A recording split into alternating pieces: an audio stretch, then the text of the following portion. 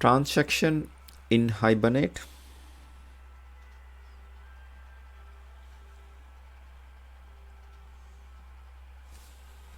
Now we are focusing on transaction. Allows the application to define units of work while maintaining abstraction from the underlying transaction implementation. For example, JTA, JDBC. A transaction is associated with a session and it is usually instantiated by a call to a session.begin transaction method. A single session might span multiple transactions, since the notion of a session, a conversion between the application and the data store, is of course granularity than the notion of a transaction. However, it is intended that there be at most one uncommitted transaction associated with a particular session at any time. Implementers are not intended to be thread safe. Here you can see Hibernate transaction management example. A transaction simply represent a unit of work. In such case, if one step fails, the whole transaction fails, which is termed as atomicity.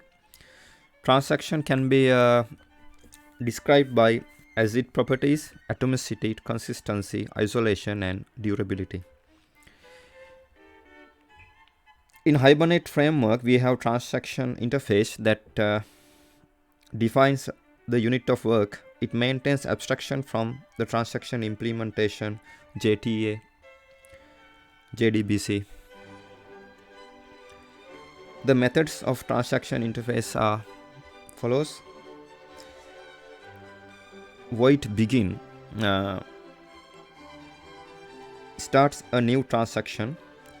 Void commit ends a unit of work unless we are in flush mode .never.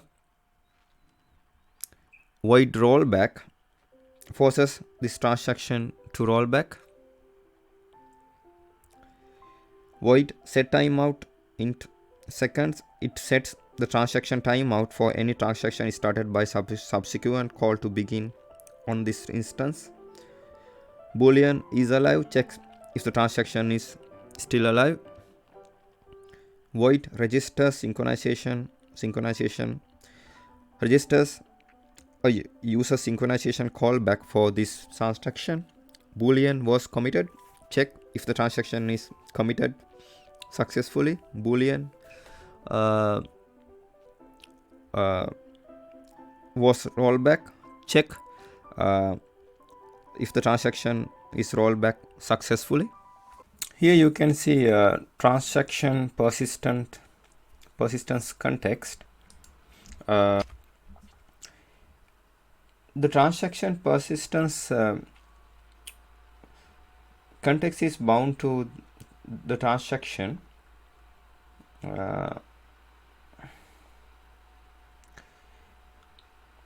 As soon as the transaction finishes, the entities present in the persistent context will be flushed into the persistent storage. When we perform any operation inside the transaction, the entity manager checks for a persistent context. If one exists, then it will be used, otherwise it will create a persistence context. The default persistence context type is transaction type is persistence context type transaction. To tell the entity manager to use the transaction persistence context, we simply annotate it with at persistence context.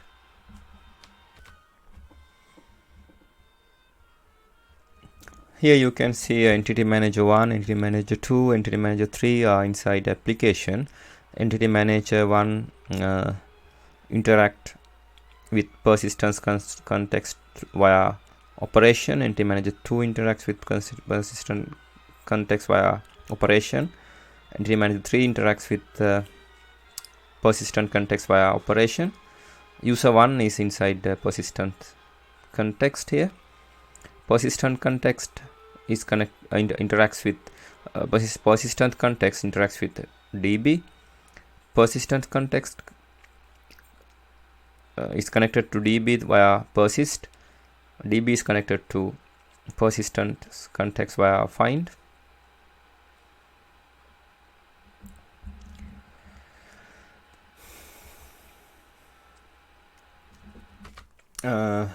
Now we are considering extended scope persistent context. Here you can see extended persistent context. As extended persistent context can span across multiple transactions, we can persist the entity without the transaction but cannot flush it without the transaction. To tell Entity Manager to use extended scope persistent context, we need to apply the type attribute of persistent context, like here. In the stateless session bin, the extended persistence context in one component is completely unaware of any persistent context of another component. This is true even if both are in the same transaction. Let's say we persist some entity in a method of a component A which is running in a transaction.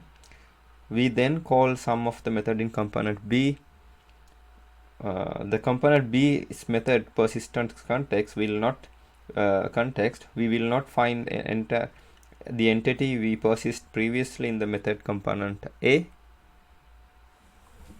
Here you can see Entity Manager 1, Entity Manager 2, Entity Manager 3 are inside application. Entity Manager 1 interacts with persistent context via operation.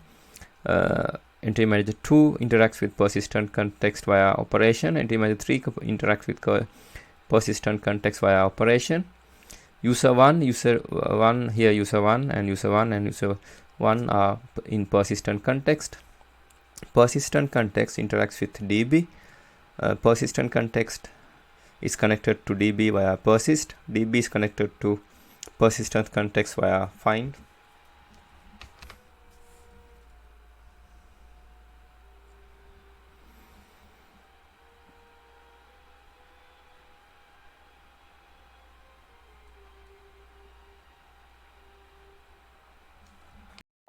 As an example, we can consider this code here.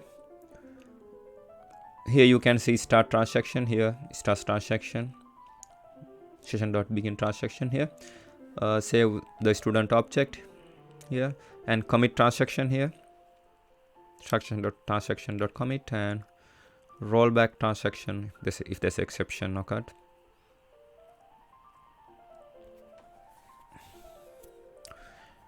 And interface transaction allows the application to define units of work while maintaining abstraction from the underlying transaction implementation. For example, JTA, JDBC. This is in package org.hibernate.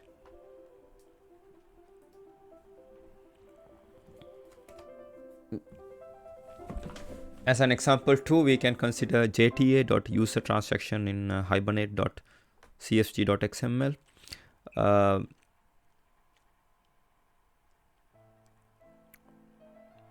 Hibernate transaction property jta.user transaction.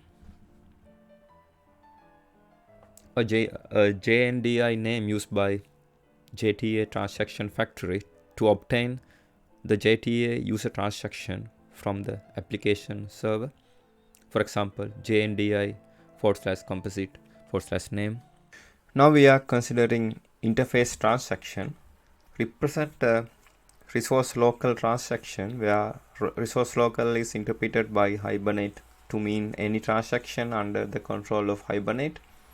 That is to say, the underlying transaction might be a JTA transaction or it might be a JDBC transaction, depending on how Hibernate is configured. This is in the package org.hibernate. Now we are considering using example code in using native Hibernate APIs and HBM.xml mapping. Here saving entities. Session factory acts as a factory for org.hibernate .session instances, which should be thought of as a corollary to a unit of work.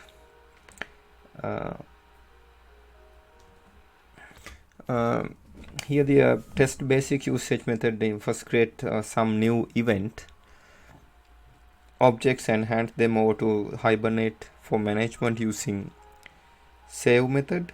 Hibernate now takes the responsibility to perform an insert on the database for each event.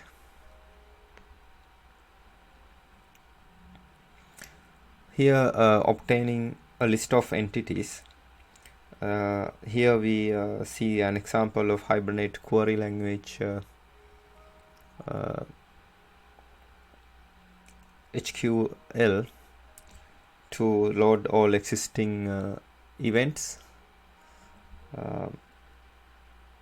objects from database by generating appropriate SQL select appropriate select SQL, sending it to the database and populating event object with the result set of data.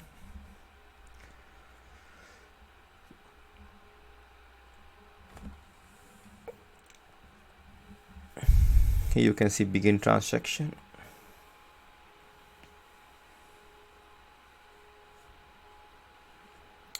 Here you can see a get transaction.commit.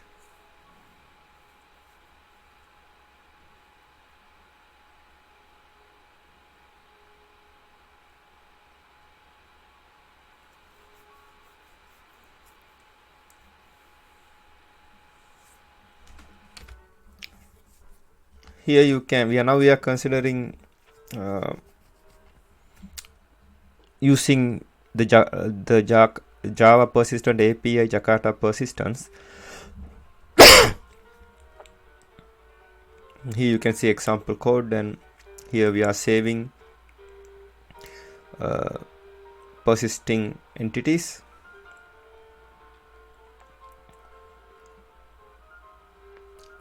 Here we are using Jakarta persistent API.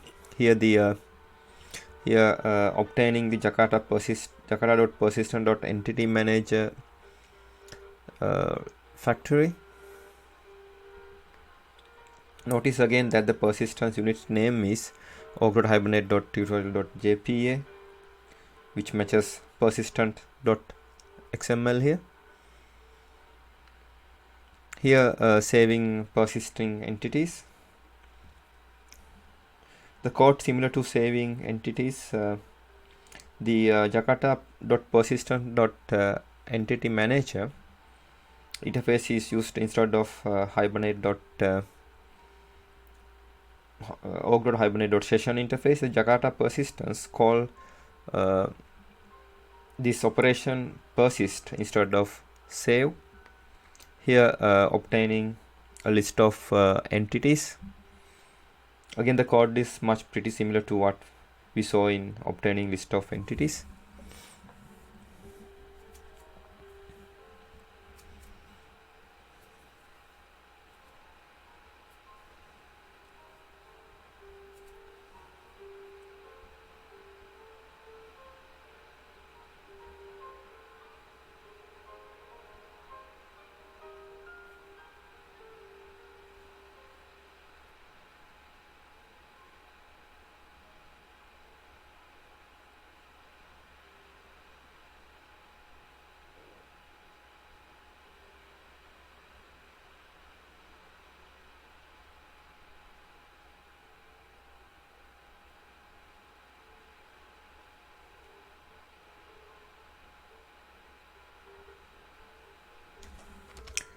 Now we are considering connection provider support for transaction isolation setting in database access. The value for hibernate.connection.isolation can be specified in one of three formats. The property hibernate.connection.isolation JDBC transaction isolation level only when using java.sql.driver manager. Here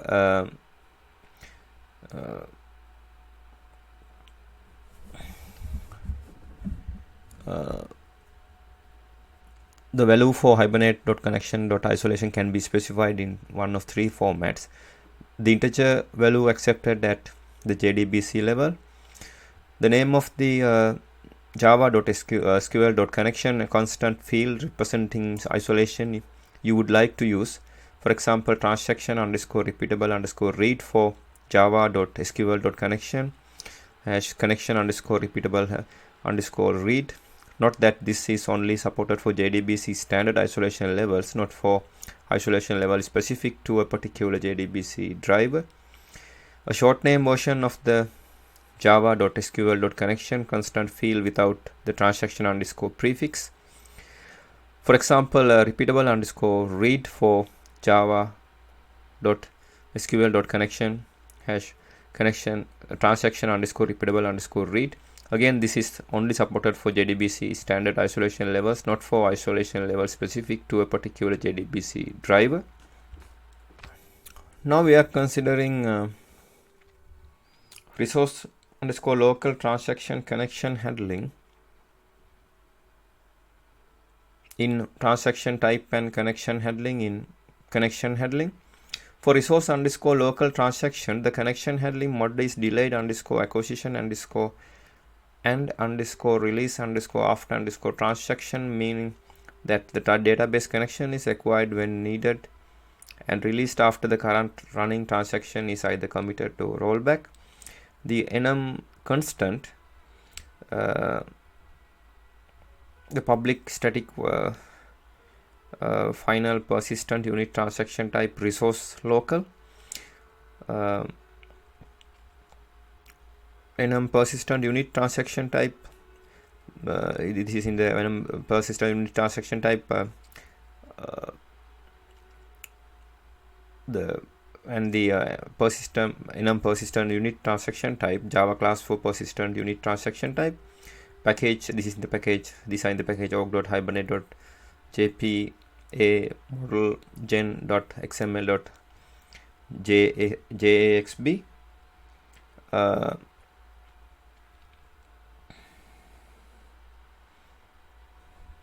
However, because Hibernate needs to make sure that the default auto commit mode is disabled,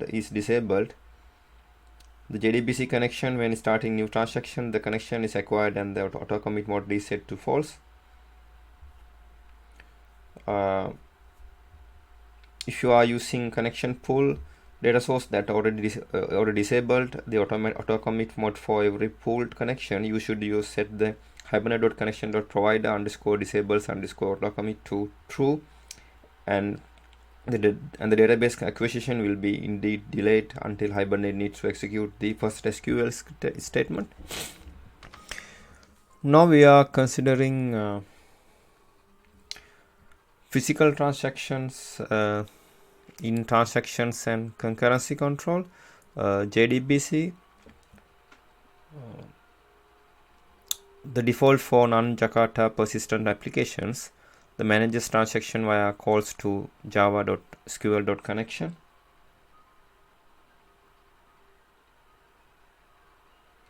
Here which transaction coordinate builder implementation to use is defined by the hibernate.transaction.coordinate underscore class settings.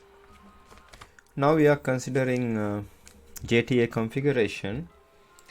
Hibernate provides many implementation of the JTA platform contract with platform contract, all with short names.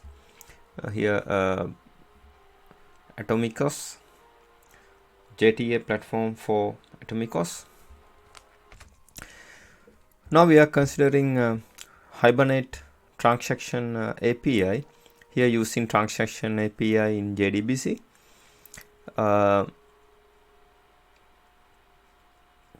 Interface transaction represent a resource dash local transaction, where resource dash local is interpreted by Hibernate to mean any transaction under the control of Hibernate. That is to say, the underlying transaction might be a JTA transaction or it might be a JDBC transaction, depending on how Hibernate is configured.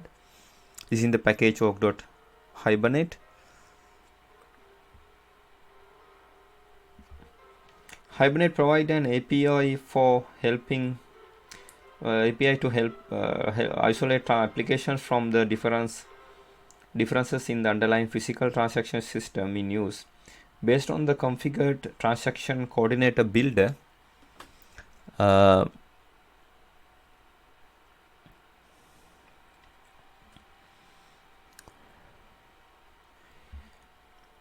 Hibernate will simply do the right thing when this transaction API is used by the application. This allows your application and components to be more portable to move around into different environments.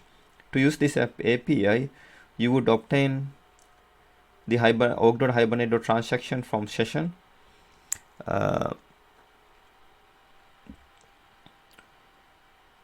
Transaction allows for all normal operations you would expect: begin, commit, and rollback.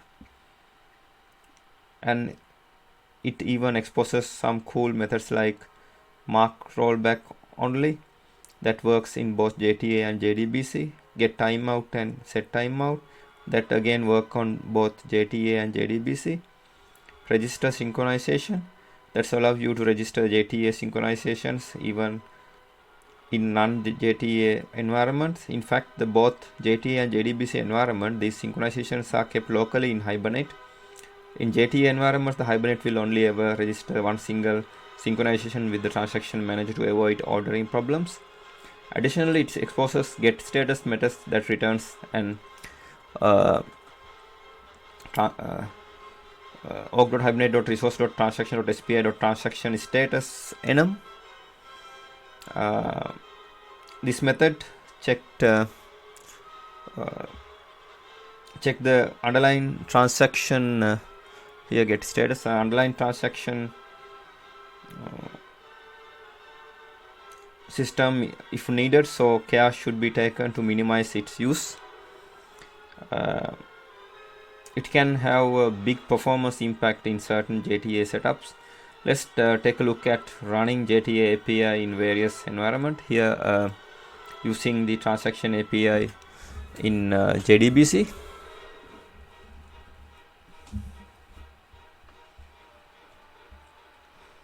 JDBC is the default built for explicitness.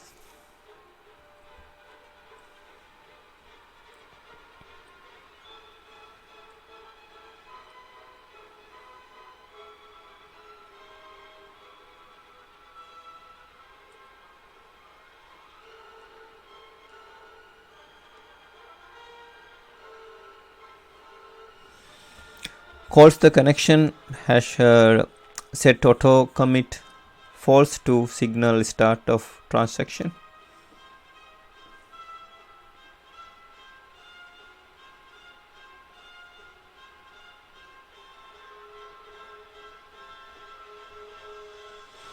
Calls the connection hash commit. If an error happens, we attempt a rollback.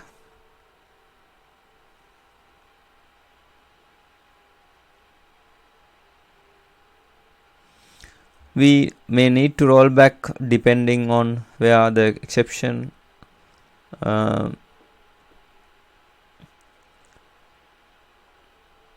happened.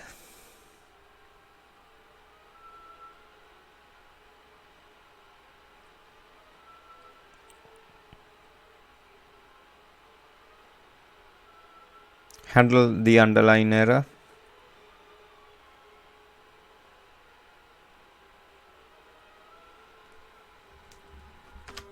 Here using transaction API in JTA CMT. The interface transaction represent a source represent a resource dash local transaction where the resource dash local is interpreted by Hibernate to mean any transaction under control of Hibernate. That is to say, the underlying transaction might be a JTA transaction or it might be a JDBC transaction depending on how Hibernate is configured. This is in the package org.hibernate.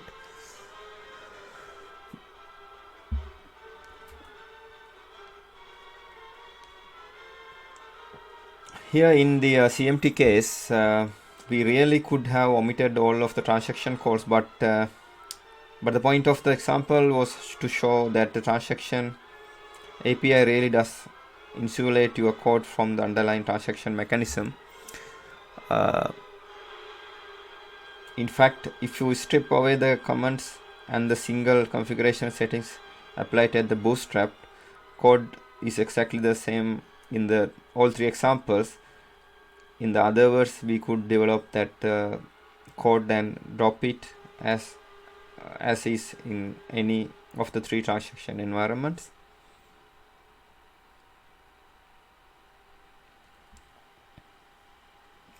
JDBC is the default, but for explicitness.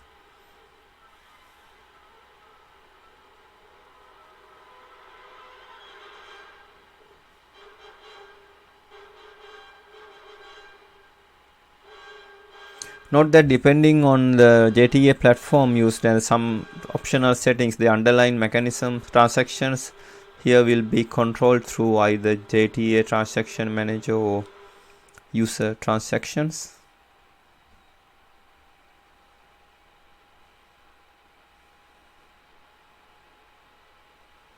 Since we are in CMT, a JTA transaction would already have been started. This call essentially NOPs.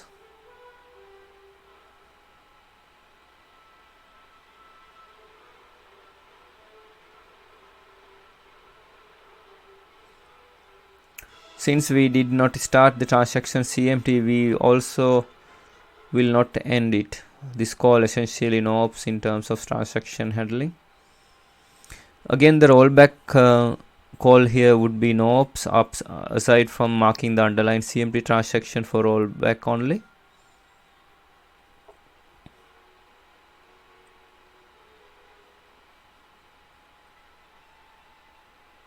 Handle the underlying error. Now we are considering using transaction API in JTA BMT.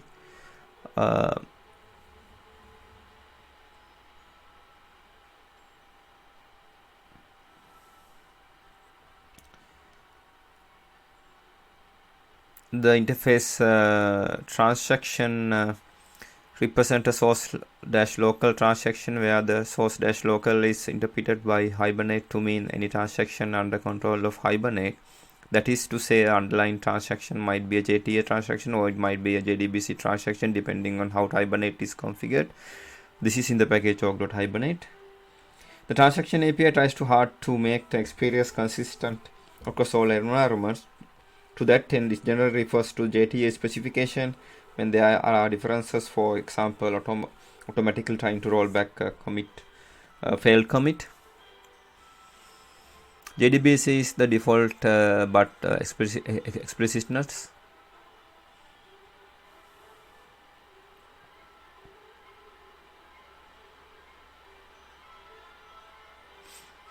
Note, depending on the JTA platform used in and some optional settings, the underlying transaction here will be controlled through either the JTA transaction manager or user transaction.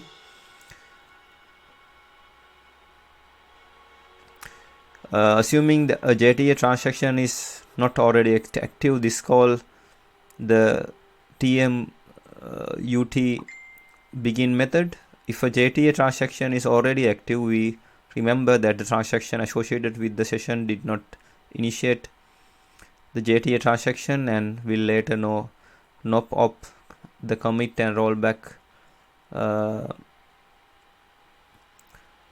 calls.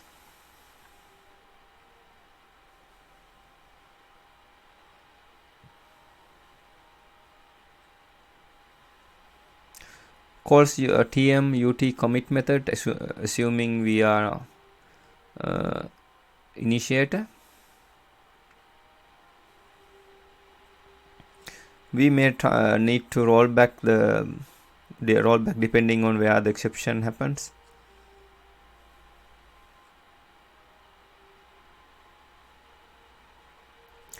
Calls tmut commit method, assuming we are initiator, otherwise mark the JTA transaction for rollback only. Handling the underlying error.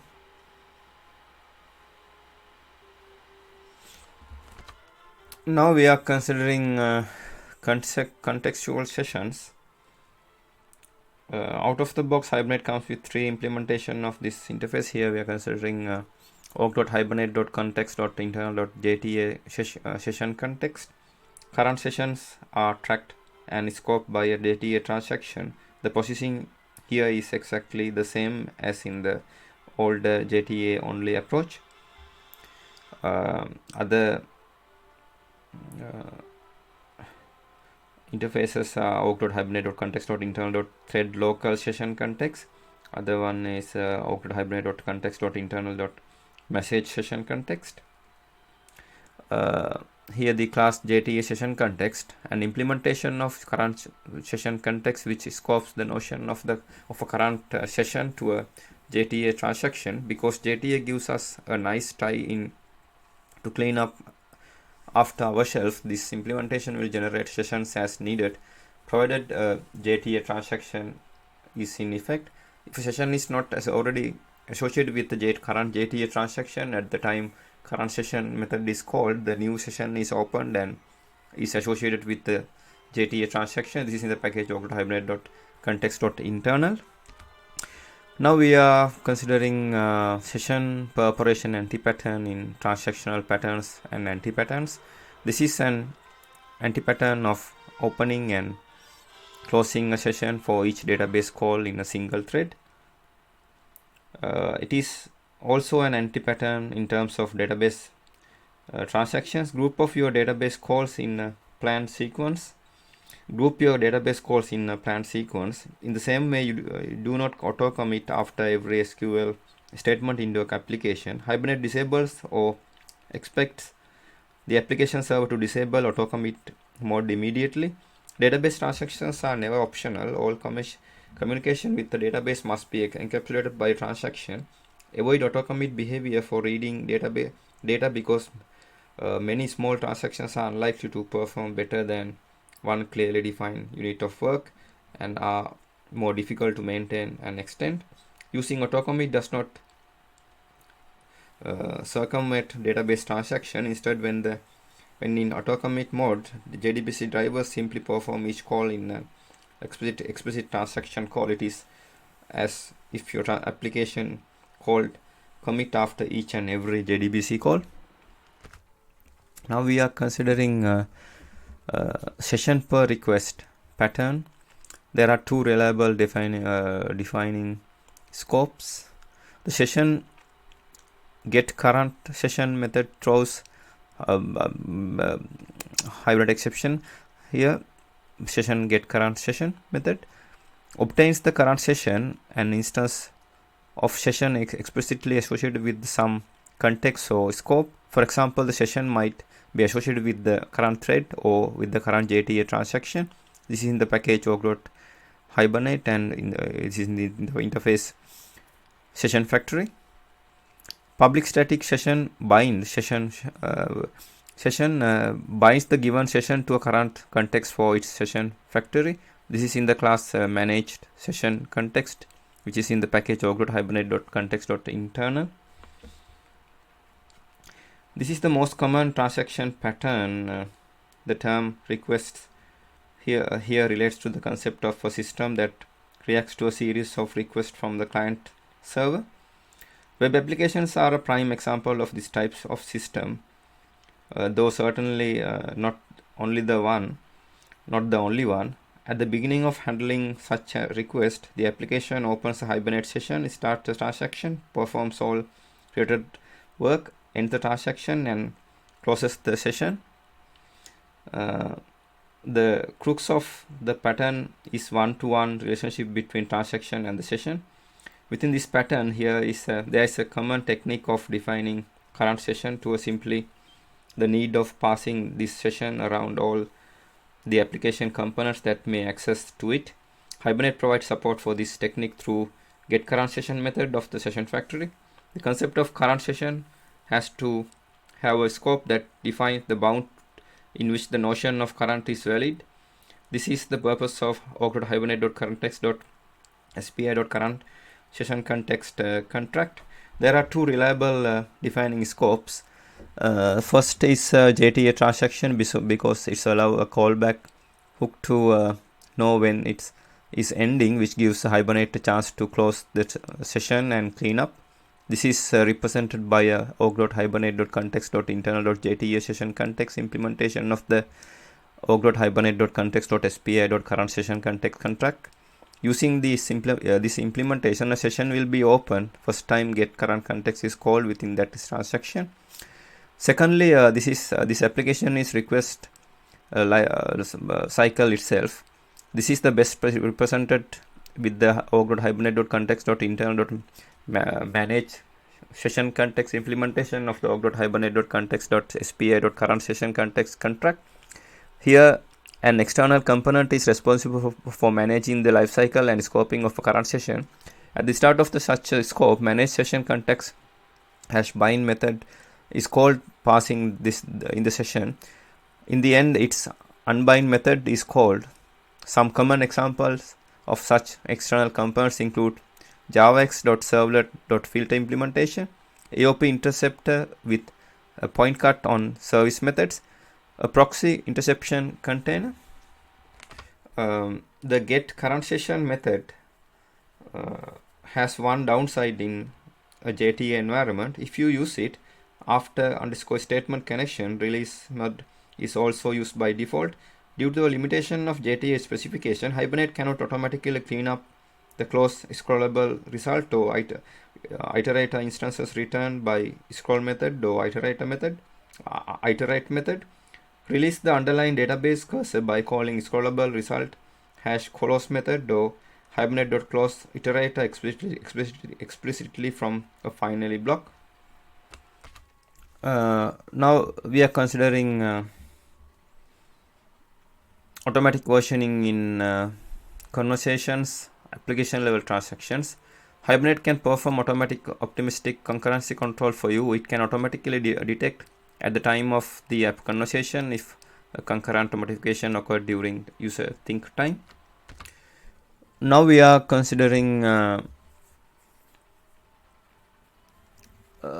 session per application anti-pattern. The session per application is also considered, and one solution is to call clear and evict to manage the session cache, but you should consider a stored procedure if you need mass data operations. The method void clear completely clear the session, evict all loaded instances, and cancel all pending saves, updates, and deletions. Do not close open iterators and instances of scrollable results.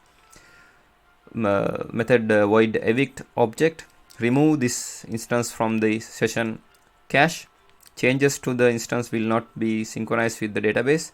This operation cascade to associate instances if the association is mapped with cascade type detach.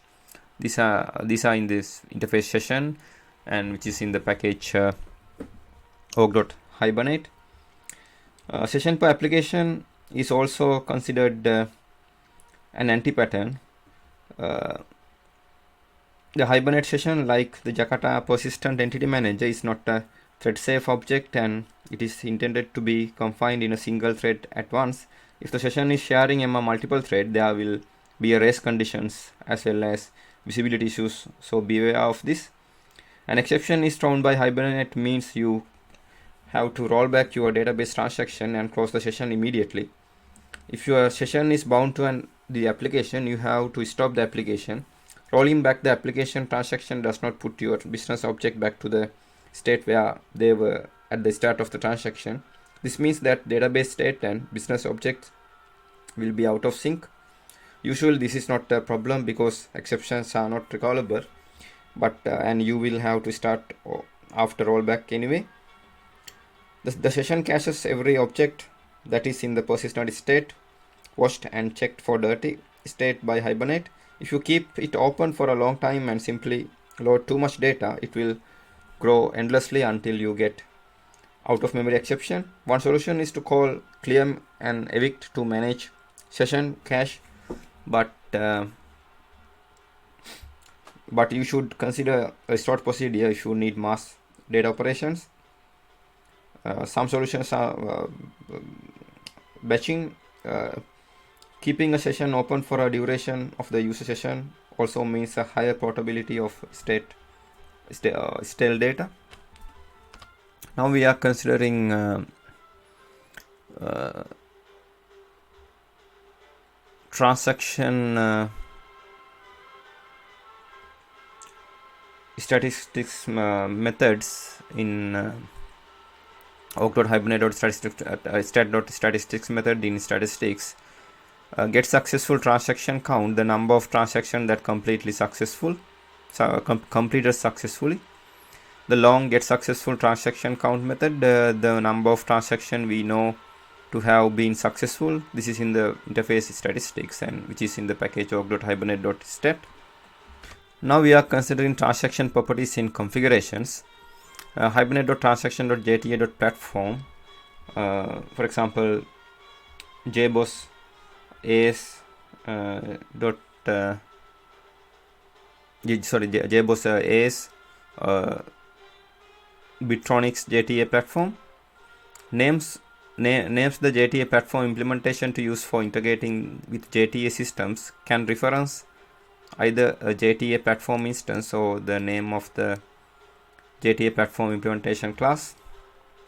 Now we are considering standard service registry in types of service registries in services and registries. Here the transaction coordinator builder. The org.hibernate.resource.transaction.spi.transaction coordinate builder is used by Hibernate to integrate with an underlying transaction system. It is responsible for building org.hibernate.resource.transaction.spi.transaction coordinator instances for used by each Hibernate session. The interface transaction coordinate builder in package org.hibernate.resource.transaction API. A transaction coordinator may be selected using the configuration property hibernate.transaction.coordinate_class. As an exception example, we can consider class transaction exception. Indicates that a transaction could not begun, committed or rollback. This class is in org.hibernate package. Now this is the end of my presentation. Thank you very much for watching it.